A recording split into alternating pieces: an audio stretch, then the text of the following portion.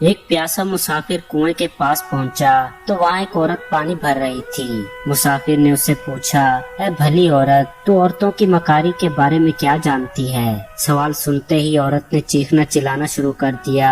मुसाफिर घबरा गया और बोला, ऐसा क्यों करती हो?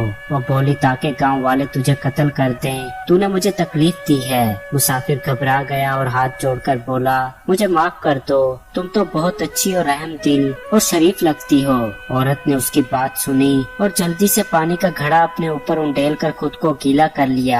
इतने में गांव वाले आ गए। उन्हें औरत ने बताया कि मैं कुएं में गिर गई थी, इस नेक आदमी ने मुझे बचाया है। गांव वालों ने मुसाफिर का शुक्रिया अदा किया और इसकी जवां मर्दी का तस्करा करने लगे। जाते जाते उस औरत ने मुसाफिर से चुपके से कहा, याद रखो, औरत को तकलीफ दोगे तो वो तुम्हारा सुख चैन छीन लेगी, उसे खुश रखोगे तो तुम्हें मौत के मुंह से भी निकाल लाएगी।